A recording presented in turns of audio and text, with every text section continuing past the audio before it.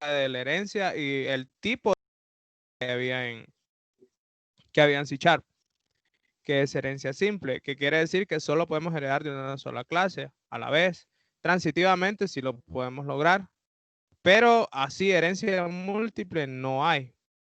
Entonces, 3.5.2, tipos de herencia. Existen dos mecanismos de herencia utilizados comúnmente en programación orientada a objetos, herencia simple y herencia múltiple. En herencia simple, un objeto o clase puede tener solo un ascendiente. Asciende, o sea, que va de abajo hacia arriba.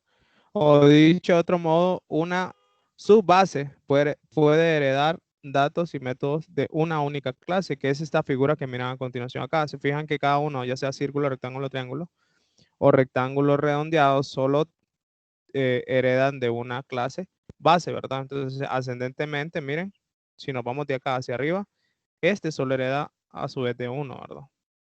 Entonces, a esto se le llama herencia simple. Así como añadir o quitar componentes de la clase base. Turbo Pascal solo admite este tipo de herencia. C++ admite herencia simple y múltiple. La herencia múltiple es la propiedad de una clase de poder tener más de una ascendiente inmediata. Bueno, es lo contrario. Bueno, no lo contrario, sino extendiendo más el concepto, es que la clase, esta la cual llamamos derivada, si ustedes se fijan, a su vez está heredando de dos clases si lo hacemos de forma ascendente, ¿verdad? O sea, de acá hacia arriba, miren, de profesor y de investigador. Estas cuestiones se le conoce como herencia múltiple. ¿Cuál es el problema de esto o cuál es una de las desventajas que se puede encontrar? Puede ser que no haya mucha claridad al momento de que estemos programando cuando hacemos herencia múltiple. Nosotros solo vamos a ver esta herencia simple, que es la que hemos estado estudiando. Pero es bueno que las conozcan. La herencia múltiple es la propiedad de una clase de poder obtener más de una ascendiente inmediato. O lo que es igual a adquirir datos y métodos de más de una clase. Una representación gráfica de los tipos de herencia con una clase base genérica 0,1 se muestra en la figura 3.16.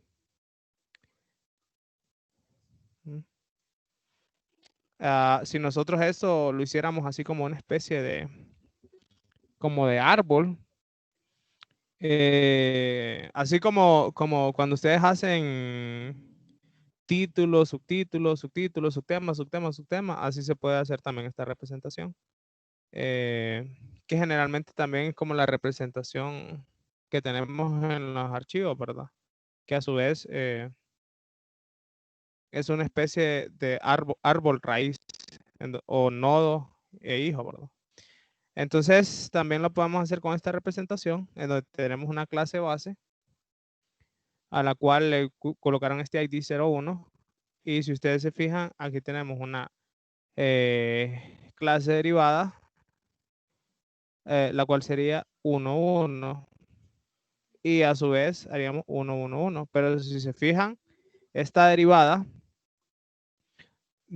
o sea, esta línea que estoy remarcando acá, solo está heredando de esta derivada de la base, ¿verdad? Indirectamente, pues sí, sí, lo puede hacer de base 0,1, pero no directamente. Entonces, a eso se le conoce como herencia simple, que es otra forma de verlo también. La figura 315 representa los gráficos de herencia múltiple y herencia simple de la clase figura y persona, respectivamente. En la figura 316 se muestran gráficamente las relaciones de herencia, apreciándose fácilmente los dos tipos, simple y múltiple. A primera vista se puede suponer que la herencia múltiple es mejor que la herencia simple, pero hay como una especie de nota, ¿verdad? Sin embargo, como ahora comentaremos, no siempre será así, que es algo de lo que ya los he comentado. En la PO, incluyendo todos estos lenguajes, implementan solo herencia simple. Eiffel es un lenguaje que pues, yo tampoco conozco. Imagino que es orientado a C++, a partir de la versión 2.0, por otra parte, soportan herencia múltiple. Todo lo que se puede hacer con herencia múltiple se puede hacer con herencia simple. Ok, ¿qué es lo que les quiere decir esto? Si se fijan, esta representación que nosotros tenemos acá, nosotros podríamos transformarla en herencia simple. ¿Cómo? Pues con la herencia transitiva que ya vimos. Podríamos hacer que pues investigador heredara de profesor y profesor universitario heredara de investigador, o crearnos o inventarnos una clase nosotros y que sí, que de esa manera esa herencia múltiple la descompongamos en una herencia simple.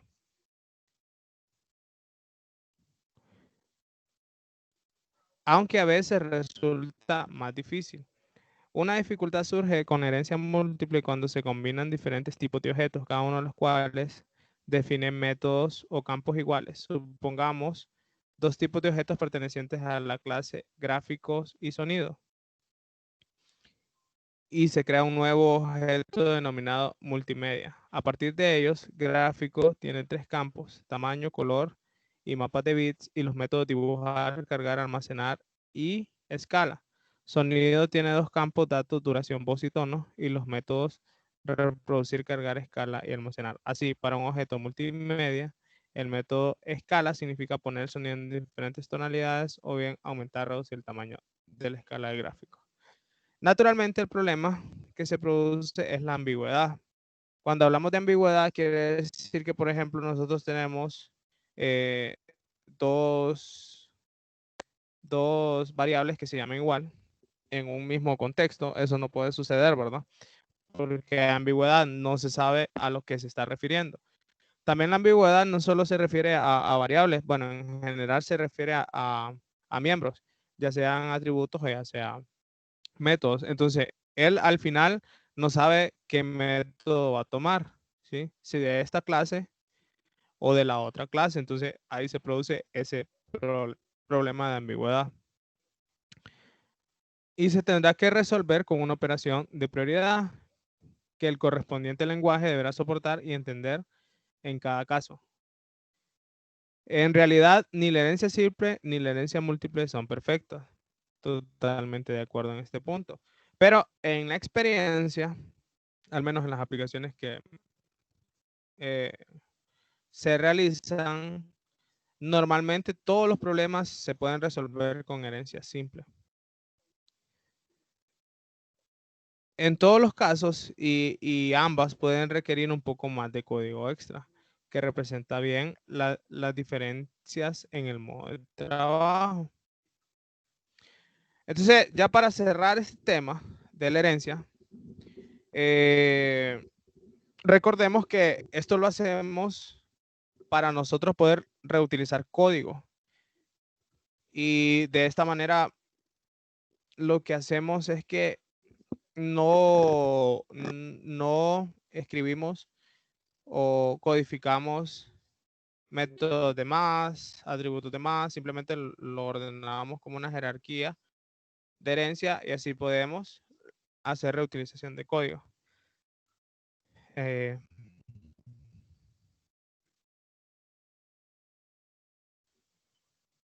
Al final, pues creo que es una, bueno, de la promoción de objetos, es una de las herramientas potentes que uno debe de manejar. O sea, no que es opcional, sino que debe de manejarlo. Saber cómo se codifica esto en un lenguaje, pero también saber el concepto que tiene esto. Dado que, pues, si ustedes se pasan ya sea Java, de alguna u otra manera ustedes ya tienen el conocimiento de qué es herencia en realidad. Y básicamente el pasarse a otro lenguaje sería como decir cómo se hace en este lenguaje, más que decir qué es esto que estoy haciendo acá o qué es herencia. Entonces, bajo ese análisis, aquí lo fundamental es conocer ¿Qué es la herencia? Y obviamente cuándo se aplica, ¿verdad?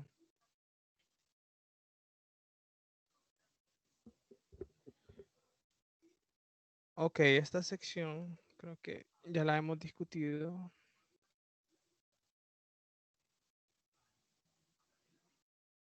Ok, pero no está de más, la verdad. Vamos así a repasarla como rapidito, porque tampoco la quiero dejar de fuera. ¿Cómo es la comunicación de objetos? Bueno, anteriormente habíamos hablado que los objetos entre ellos se comunican a través del paso de mensajes o se activan a través del paso de mensajes. ¿Cómo es esto? Pues cuando nosotros teníamos una variable del tipo X, del tipo tal, nosotros si queríamos acceder o enviarle un mensaje a eso, pues lo que hacíamos era colocarle un punto. Entonces ya con esto nosotros podíamos enviarle un mensaje a ese objeto, obviamente a través de sus métodos, ¿verdad? Todos aquellos métodos a los cuales yo tenga acceso. Entonces de esa manera los objetos se están comunicando entre sí y a su vez también la respuesta que me manda un objeto, que básicamente es el tipo de datos que a mí me retorna. Recuerden que un método, cuando yo lo defino, yo le puedo decir la visibilidad que tiene esto, público, privado, protected. Pero también, bueno, con eso determino si se puede acceder o no a él. Pero también yo le puedo definir el tipo de datos que yo voy a estar retornando o el mensaje que yo voy a estar retornando. Yo puedo retornar lo que son mensajes de los tipos primitivos, booleano, string, decimal. Entonces ya estoy retornando un mensaje. Pero a su vez también yo puedo retornar objetos. O sea, yo muy fácilmente puedo retornar un objeto de tipo persona. O puedo retornar un objeto de tipo rectángulo. Entonces, como yo puedo retornar tipos de datos primitivos, también yo puedo retornar objetos de una clase particular que yo haya creado. Entonces, por ejemplo, imagínense que yo quisiera retornar un objeto de tipo persona. ¿Cómo definiría un campo? Public, persona y el nombre del método. Entonces, por ejemplo, vaya, si yo quisiera, les pongo la otra parte, si yo quisiera, lo voy a hacer acá, lo voy a hacer en Notepad, bien fácil.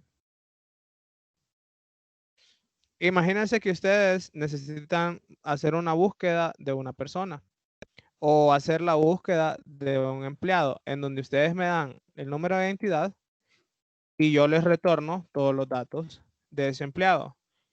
¿Cómo pudiese yo retornar todos los datos de ese empleado? No lo puedo hacer a través de un string porque el empleado tiene nombre, apellido, dirección, tiene un montón de atributos, ¿verdad?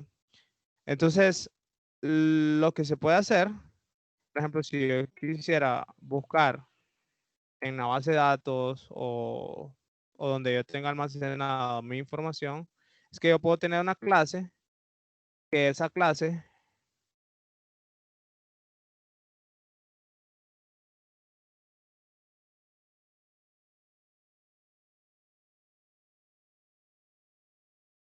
tenga un método. Vamos a ver. Vamos a poner lo siguiente para que sea un poquito más fácil.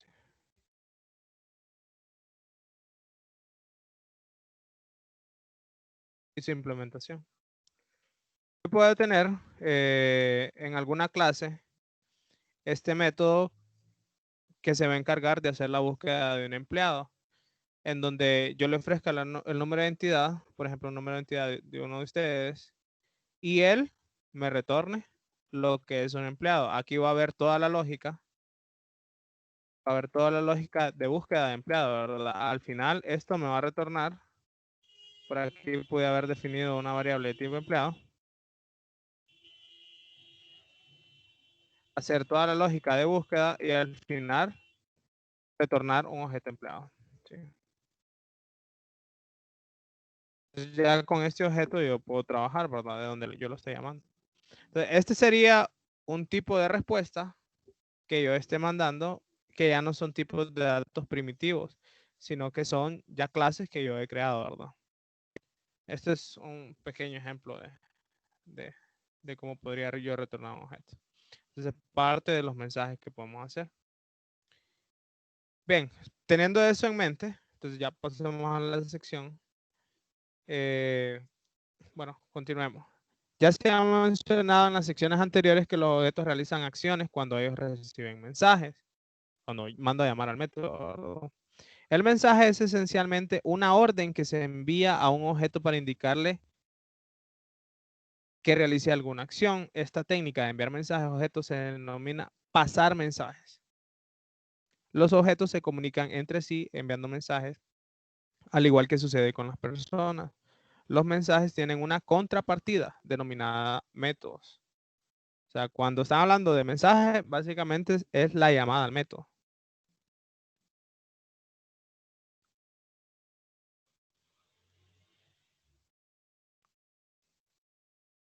Mensajes y métodos son dos caras de la misma moneda.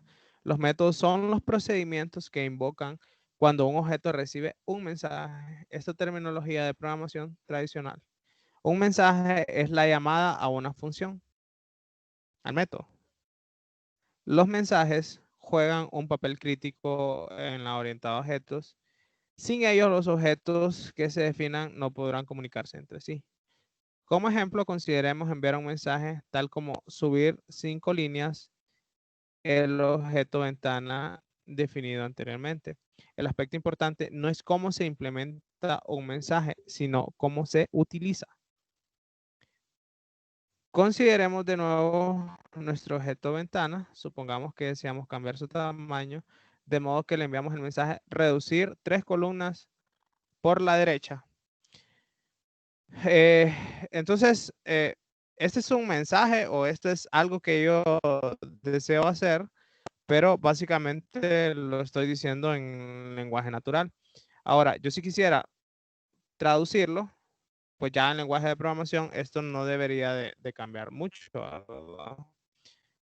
Entonces, recuerdan que nosotros habíamos creado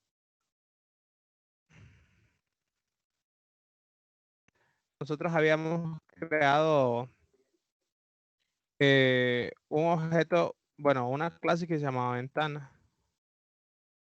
Si yo le podría mandar un mensaje a esa ventana,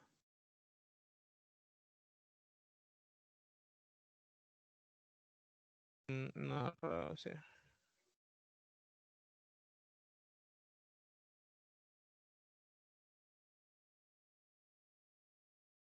Yo le podría mandar un mensaje eh, a la ventana para que se pueda reducir eh, 5 espacios a la derecha, ¿verdad? Pero si se fijan, básicamente la forma en cómo manda el mensaje o la forma en cómo me comunico con el objeto es casi igual al lenguaje natural que yo estoy utilizando. Eh, ya la implementación, pues ya es otra cuestión, ¿verdad? Básicamente sería la lógica que tenga este método de reducir. Ahora bien, el tema acá, bueno, otro tema es este también, ¿verdad? Que yo podría no mandarle la palabra derecha, sino mandarle tal vez un identificador que sea 1, que signifique derecha, o que sea 0, que signifique izquierda. O moverme con números negativos. Y si es 5, saber que es a la derecha. Y si es -5, saber que es a la izquierda. Pero esa es ya la cuestión de cómo yo voy a implementar o cómo yo voy a hacer la funcionalidad para el usuario, ¿verdad? Acá hay una importancia también porque deberíamos de llegar a un acuerdo cuando estemos creando esta implementación de reducir, cómo el usuario nos va a dar la información de manera que ésta sea intuitiva y fácil de utilizar. Entonces sí es un tema importante que se tiene que pensar de saber qué parámetros voy a pedir en un procedimiento y cómo lo voy a pedir. Observe que no le indicamos a la ventana cómo cambiar su tamaño. La ventana maneja la operación por sí misma. Pues acá En teoría, yo no le estoy diciendo, o sea, yo solo le estoy diciendo que quiero que reduzca los 5 espacios.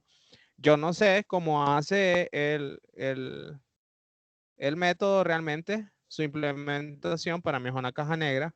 Yo no sé si toma la posición actual del objeto o toma el tamaño de la pantalla. Yo esas cuestiones las desconozco. Yo lo único que quiero es que eso lo reduzca en 5 espacios.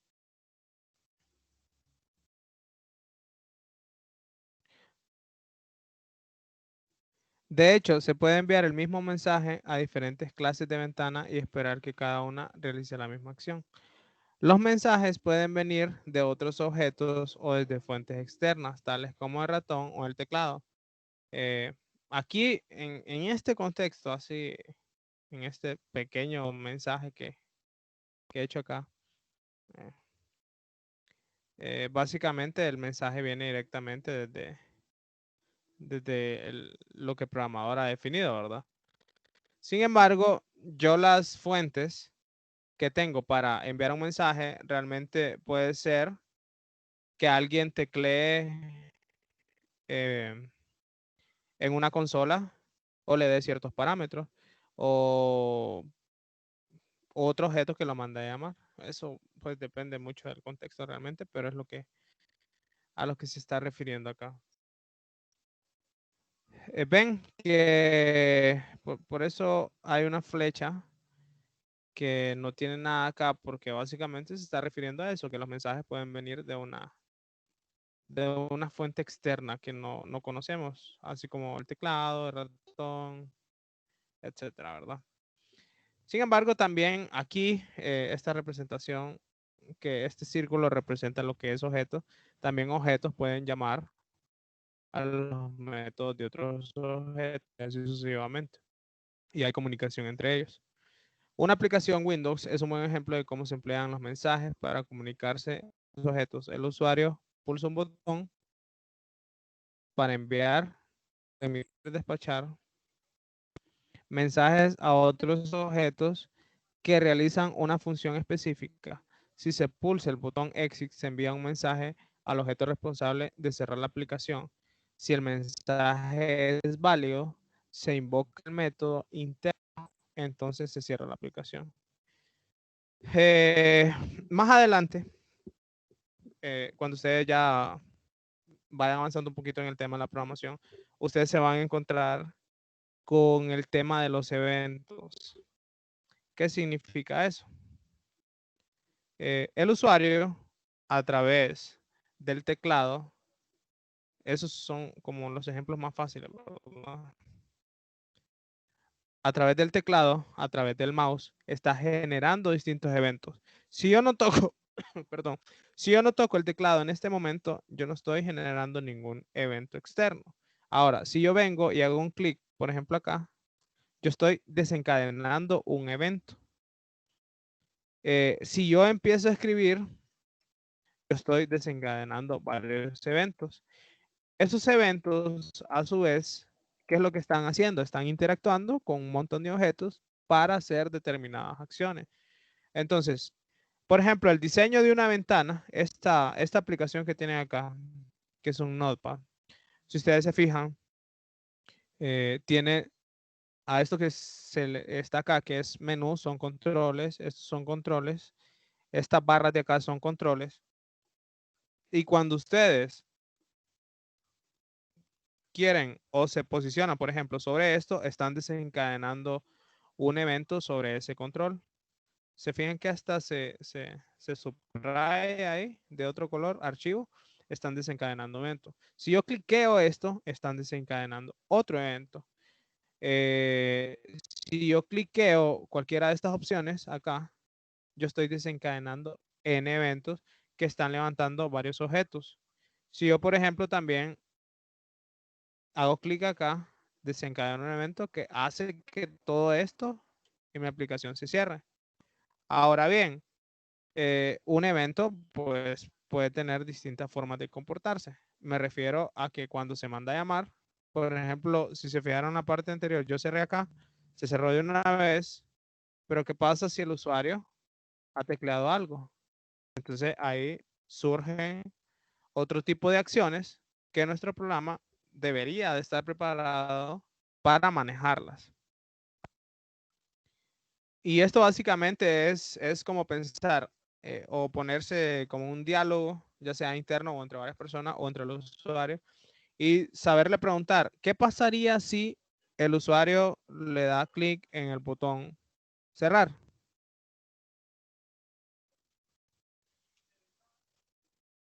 Entonces, que se cierre la aplicación. Pero sí, ¿qué pasaría si el usuario tiene escrito algo? Pues que le pida que lo quiera salvar. ¿Y qué pasaría si el usuario le da cancelar? ¿Qué pasaría si el usuario le da no guardar? Y así sucesivamente. Entonces, todas estas cuestiones, no guardar. Todas estas cuestiones que estamos haciendo acá, en donde estamos desencadenando un evento, a su vez, ellos están interactuando con N cantidad de objetos.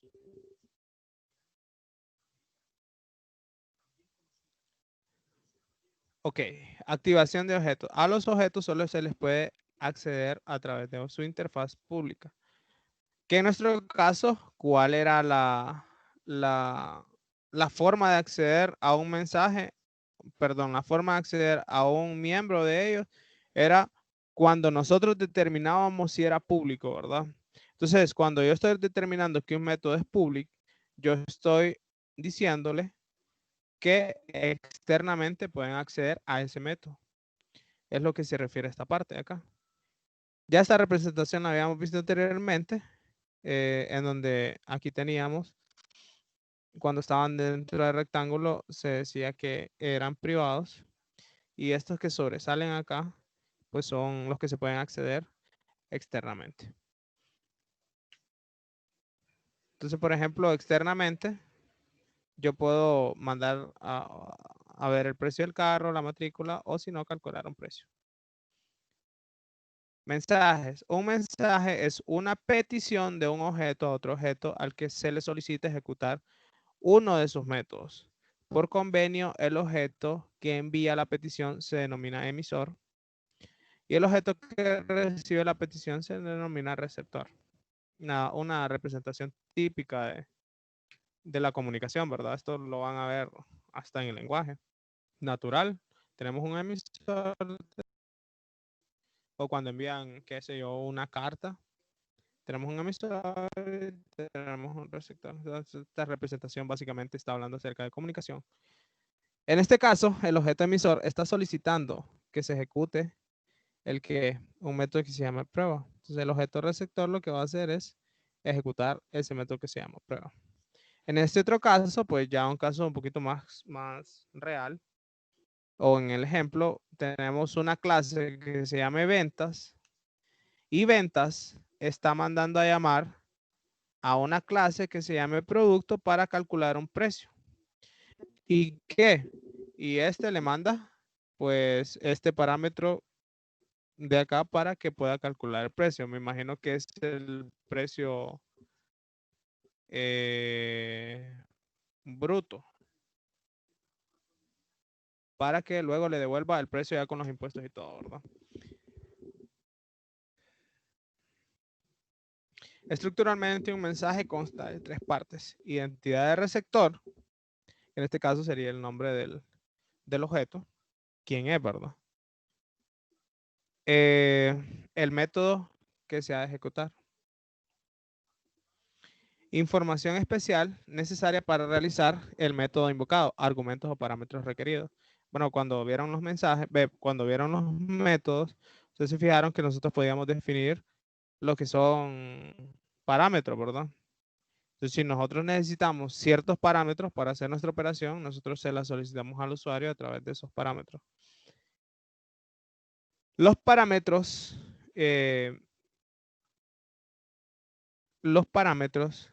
se pueden determinar como parámetros de entrada o parámetros de salida. En este caso, nosotros solo estamos utilizando parámetros de entrada y no le colocamos ninguna palabra especial, simplemente ya se sabe que son parámetros de entrada. En otro caso, sí se pueden utilizar parámetros de salida o uno que se llama out. pero se utilizan en ciertos contextos, ¿verdad? Aquí se los acabo de buscar. Que si ustedes se fijaron cuando nosotros declarábamos un método, realmente nosotros no utilizamos ninguna palabra acá en el método, ¿verdad? Sin embargo, para que ustedes lo tengan en consideración, también existen parámetros de salida en donde yo puedo recuperar un valor de ese parámetro, ¿sí? Entonces ahí básicamente lo que se están pasando son referencias. Entonces, ¿cómo lo uso? Solo se le coloca out. Esto es solamente para que ustedes sepan que existen nada más, ¿verdad? Y que se pueden utilizar. Vaya, por ejemplo, si ustedes observan este método, no estoy haciendo ningún return ni nada. Es de tipo void. Sin embargo, con este parámetro, que es number, yo puedo recuperar un valor que es 44 y así sería como la forma de mandarlo a llamar. Eh, los parámetros que tienen, también hay otro que es ref, de referencia. Pero el que nosotros estamos utilizando solamente es in y no es necesario colocarlo antes del parámetro. In, ¿verdad? No confundirlo con int. O sea, in de entrada, ref y out. Van a ver por ahí cuando ustedes tal vez estén llevando bases de datos, cuando hagan ciertas funciones. Esto pasa mucho en Oracle, por ejemplo. Bueno, en realidad pasa en SQL Server, en Oracle, en donde ustedes definen una función, un procedimiento almacenado y ustedes sí tienen que estar colocando esos parámetros de in y out. Pero ese es otro tema solamente para que ustedes conozcan que existen. Información especial necesaria para realizar el método invocado, argumentos o parámetros requeridos. Cuando un objeto está inactivo, o sea, está durmiendo, y recibe un mensaje, se hace activo. Cuando le digo vehículo.andar. Entonces ya estoy poniendo activamente ese objeto. El mensaje enviado por otros objetos o fuentes tiene asociado un método que se activará cuando el receptor recibe dicho mensaje.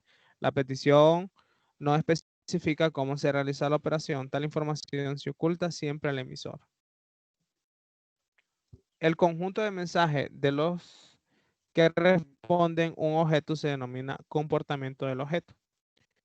No todos los mensajes de un objeto responden. Es preciso que pertenezcan a la interfaz accesible. O sea, no porque tengo 10 métodos en una clase, quiere decir que esos 10 métodos a mí me van a responder. Solo me van a responder o solo voy a acceder todos aquellos que sean públicos externamente, ¿verdad? ¿Qué es lo que necesita? Bueno, esto también cosas de las que ya han visto, pero bueno, hay que mencionarlas.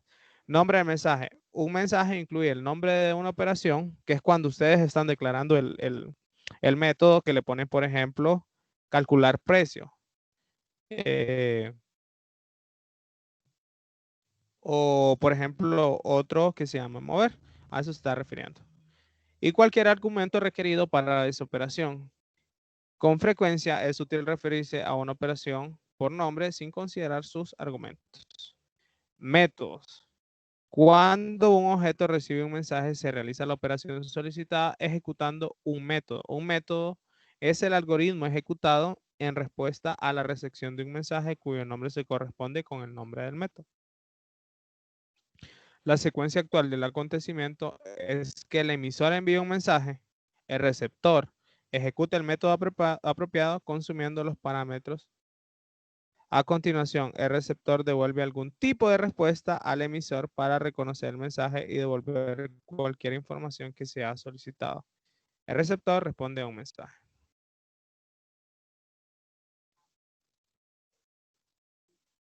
Bien, quedémonos acá.